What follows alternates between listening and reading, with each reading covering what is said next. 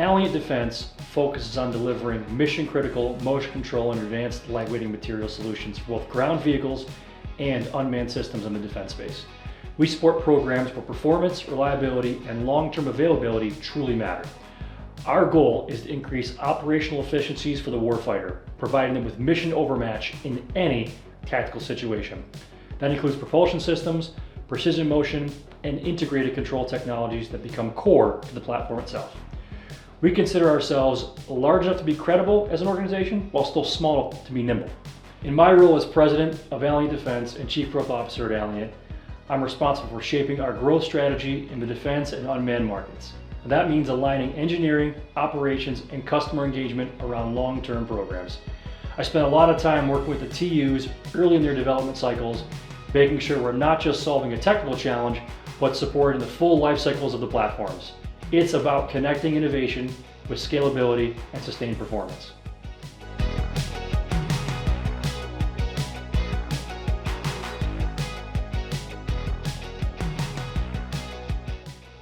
So supply chain resilience has become a strategic issue. It's not just an operational one anymore. Drone OEMs are thinking much more carefully about where their critical technologies are designed, built, and supported.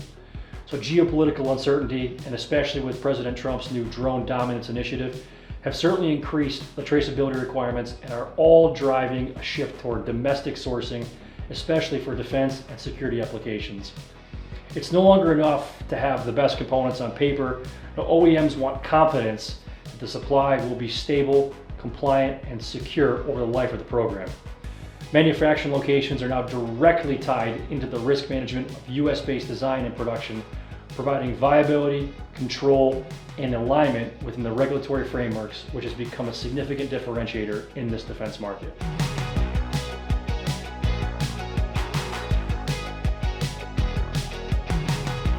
I think again, you point back to what the expectation or potential conflicts going on in the future with what we're seeing with Ukraine and the Russia conflict. Without question, the domestic manufacture, right? Speed of play has always been one of the biggest factors with this new administration. Getting to market quickly, getting product out the door fast, and local supply chains have been one of the biggest factors talking about getting product out to the defense space.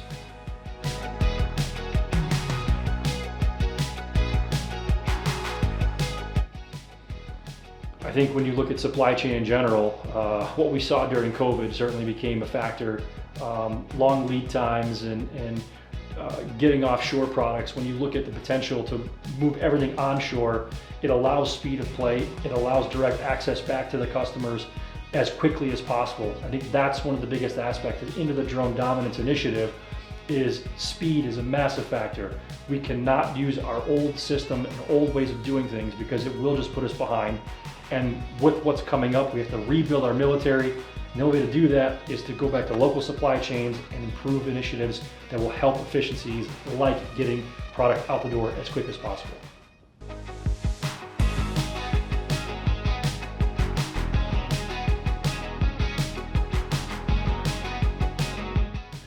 So I think the biggest shift is moving from a prototype mindset to a life cycle mindset. So early in the market, speed to proof of concept was the priority. So now we're seeing OEMs plan for multi-year programs with defined production ramps and sustainment strategies. The US government expects to deliver tens of thousands of US capable drone platforms in 2026 and hundreds of thousands of platforms in 2027. So that means thinking about scalability, repeatability, and long-term availability from day one. Components have to be consistent across units.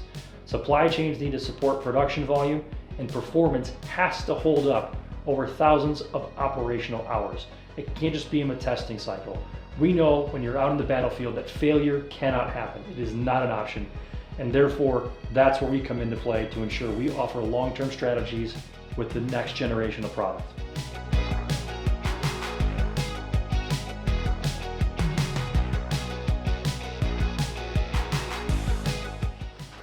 Defense and security applications are having a significant influence, particularly in areas like ISR, force protection, and counter-UAS. Now, these missions demand high reliability and longer endurance, especially as defending soft targets have become much more serious. We're seeing this on both our propulsion and advanced lightweight materials market. The ability to respond quickly is absolutely critical. We're also seeing growth in drone propulsion and ground vehicle platforms to increase operational efficiency and extend operational reach. It includes ranges and allowing warfighters to carry heavier payloads and use cases that push propulsion systems harder and require more efficient power management systems. Across the board, platforms that require longer flight times, high reliability, and operation in contested or complex environments are setting the standard. The expectations are rising, and that's shaping how systems are designed from the ground up.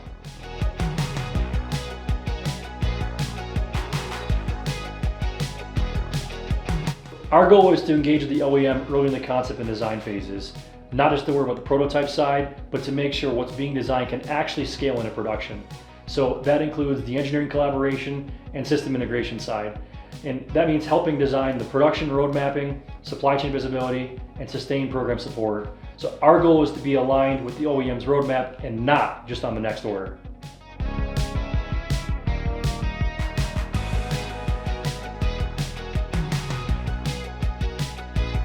I think a few things stand out. First, US-based design and manufacturing, which is increasingly important for compliance, security, and risk mitigation. Second, scale and experience. Allient produces 5 million motors a year, and we have over 1.2 million square feet of manufacturing space in order to support large OEMs and performance which is non-negotiable.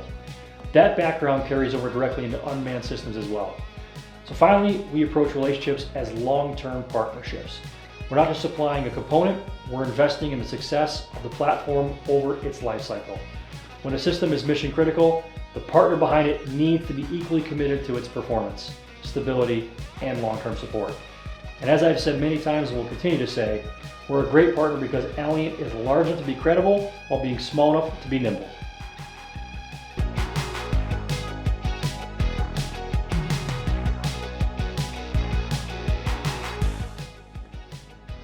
I think as we get into the AI space even more in the defense space, you're having battles being fought so differently on the battlefield than you used to, that in milliseconds it can process so much lines of data, code, etc., that provide the warfighter in the field a totally different battlefield advantage than they used to. And I listened to a lieutenant colonel speak a long time ago about providing the warfighter with the utmost tactical advantage and never putting them in a fair fight. And I took that to heart, that saying, wow, that's just an unbelievable concept I would never think of. And in this case, AI can leverage that technology to allow the warfighter to have just the utmost and timely information that will allow them to be that much more effective on the battlefield. You know, I've been with the company 16 years now. It's hard to believe it's been 16 years already, but it's flown by. I think the team that we've built here at Allient, and I say this genuinely, I really enjoy coming to work every single day. And not just because, you know, we're a company that does motion control products, like what does that mean?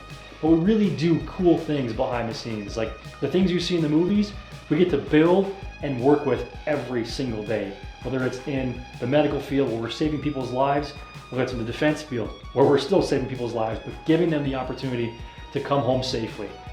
And that what we do really is some of the coolest stuff I've ever been a part of.